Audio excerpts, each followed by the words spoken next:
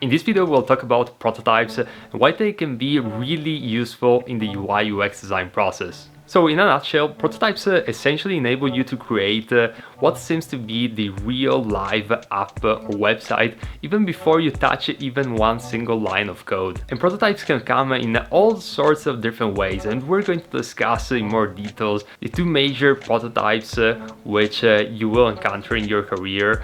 And prototypes essentially are going to help you and your team or even your clients and stakeholder to be on the same page even before you actually deploy and develop the final website or app, because they're going to enable you to see the app almost as if it was live compared to actually just looking at a few screens which are static. In fact, one of the major benefits of prototypes is that they enable you to create interactions between one screen and the other, so you can create those real-life interactions and really bring your ideas come to life. So there are two main prototypes which you want to consider. The first one is the low fidelity prototypes and the second one is the high fidelity. Now when it comes to the difference between the two, the low fidelity ones are going to be rougher prototypes, and this can come in all sorts of forms,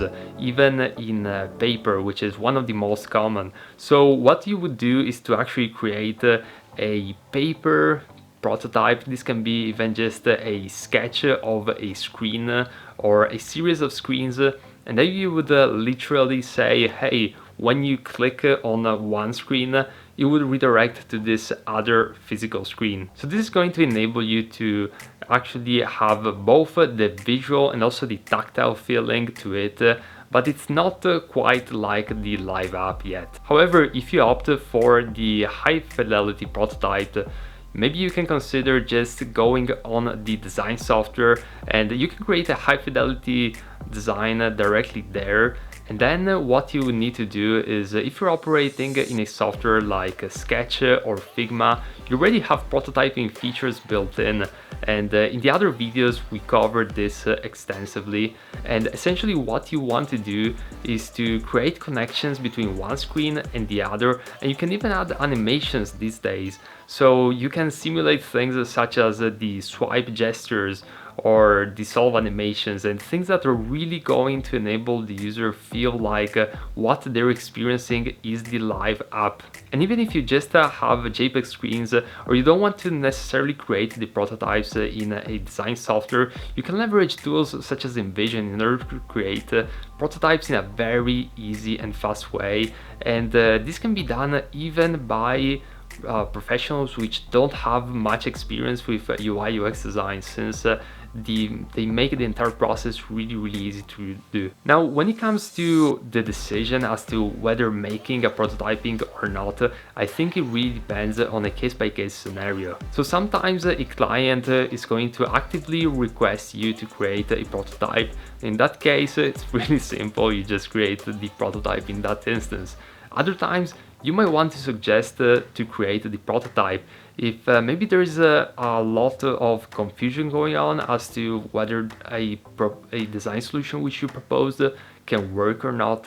Maybe creating a prototype is going to add that extra layer of certainty and really validate your thesis. And in other case, you want to present an idea, maybe for an investment pitch, or to essentially communicate something, a new idea to a stakeholder or maybe a team of managers. Maybe creating a prototype is going to be the most efficient way to go after it, because you're simply going to eliminate all of the theory and all of the just see at blank screens.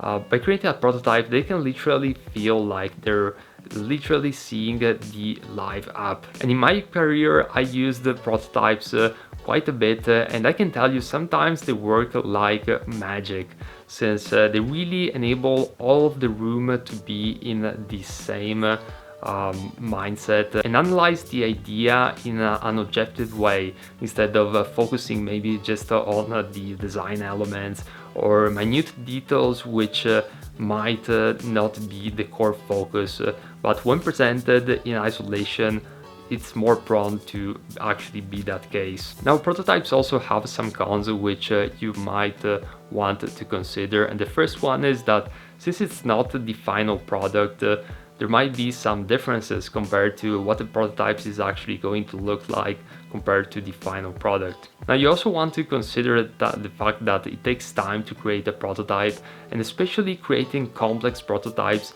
they can require quite a bit of time to make substantial changes.